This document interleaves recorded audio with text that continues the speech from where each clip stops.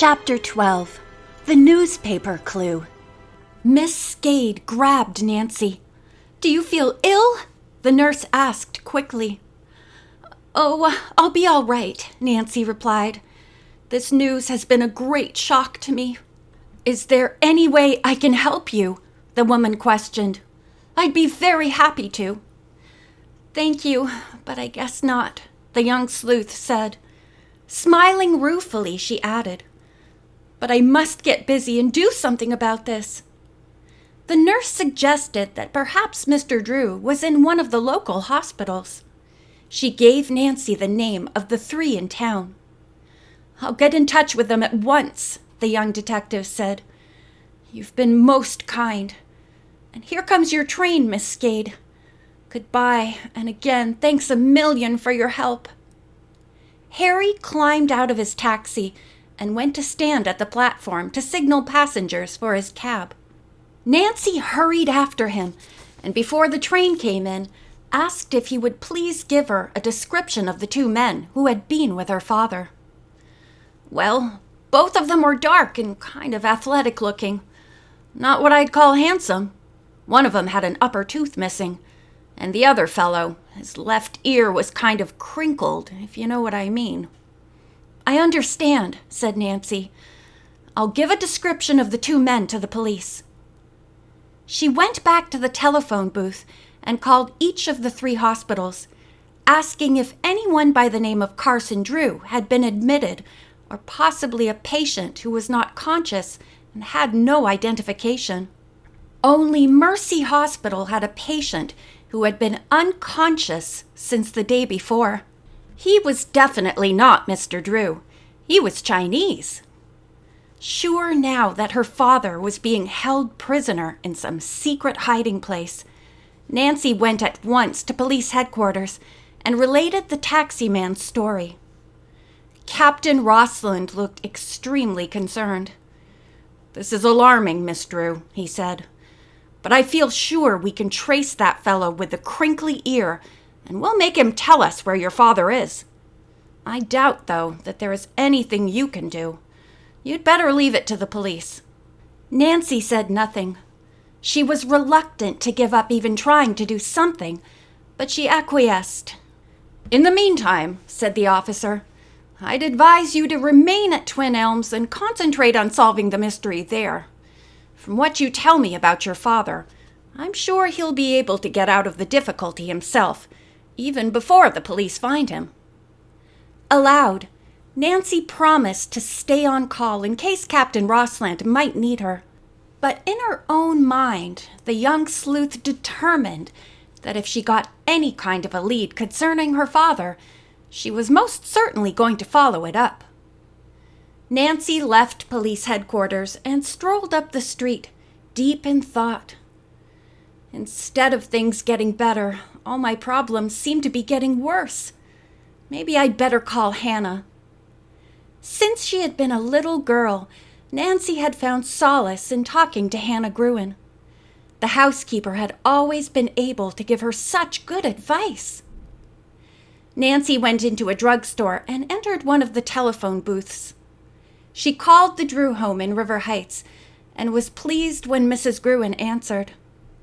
The housekeeper was aghast to learn Nancy's news, but said she thought Captain Rosalind's advice was sound.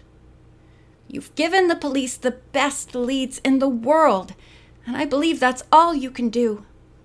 "But wait," the housekeeper suddenly said. "If I were you, Nancy, I'd call up those railroad lawyers and tell them exactly what has happened.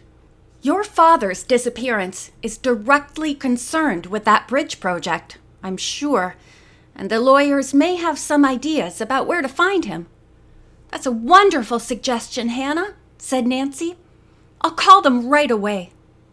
But when the young detective phoned the railroad lawyers, she was disappointed to learn that all the men were out to lunch, and none of them would return before 2:00. "Oh dear," Nancy sighed. "Well, I guess I'd better get a snack while waiting for them to come back." But in her worried state, she did not feel like eating. There was a food counter at the rear of the drugstore, and Nancy made her way to it. Perching on a high-backed stool, she read the menu over and over. Nothing appealed to her. When the counterman asked her what she wanted, Nancy said frankly she did not know. She was not very hungry. "Then I recommend our split pea soup," he told her. "It's homemade and out of this world." Nancy smiled at him. "I'll take your advice and try it." The hot soup was delicious. By the time she had finished it, Nancy's spirits had risen considerably. "How about some custard pie?" the counterman inquired. "It's just like Mother used to make." "All right," Nancy answered, smiling at the solicitous young man. The pie was ice cold and proved to be delicious. When Nancy finished eating it, she glanced at her wristwatch. It was only 1:30. Seeing a rack of magazines, she decided to while away the time reading in her car. She purchased a magazine of detective stories, one of which proved to be so intriguing that the half hour went by quickly.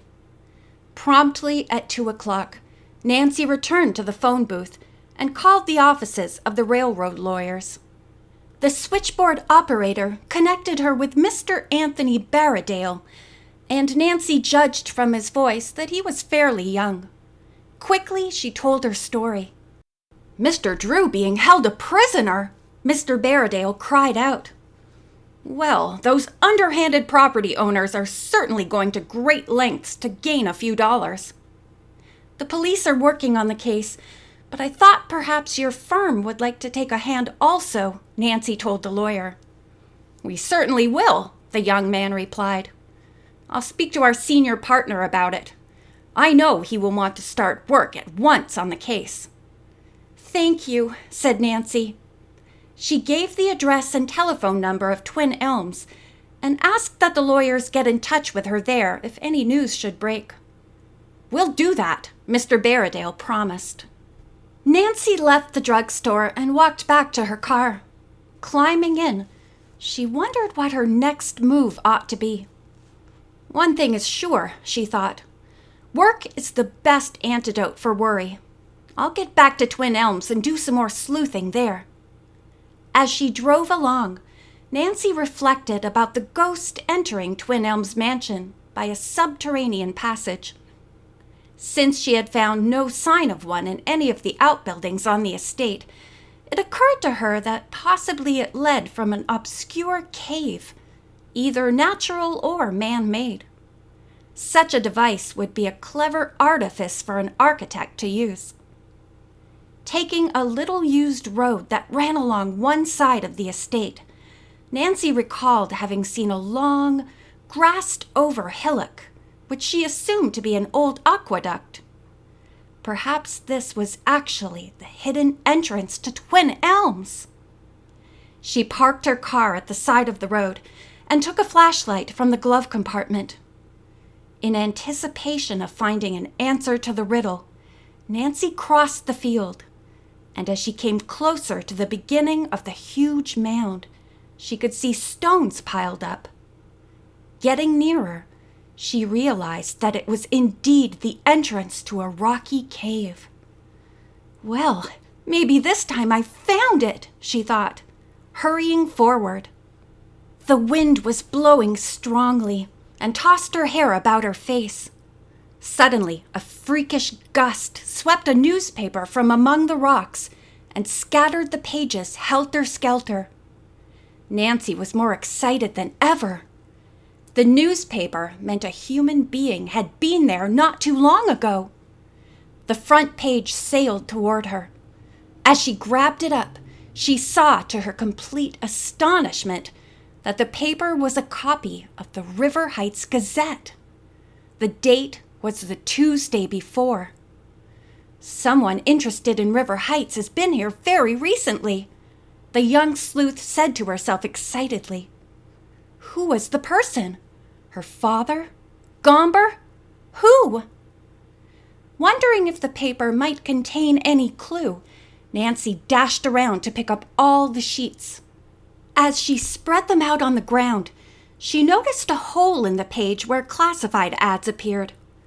This may be a very good clue, Nancy thought. As soon as I get back to the house, I'll call Hannah and have her look up Tuesday's paper to see what was in that ad. It suddenly occurred to Nancy that the person who had brought the paper to the cave might be inside at this very moment. She must watch her step. He might prove to be an enemy. This may be where Dad is being held a prisoner, Nancy thought wildly. Flashlight in hand, and her eyes darting intently about, Nancy proceeded cautiously into the cave. 5 feet. 10. She saw no one. 15 more. 20. Then Nancy met a dead end. The empty cave was almost completely round and had no other opening. Oh dear, another failure, Nancy told herself disappointedly as she retraced her steps. My only hope now is to learn something important from the ad in the paper. Nancy walked back across the field. Her eyes were down as she automatically looked for footprints. But presently she looked up and stared in disbelief. A man was standing alongside her car, examining it. His back was half turned toward Nancy, so she could not see his face very well. But he had an athletic build, and his left ear was definitely crinkly. End of chapter 12.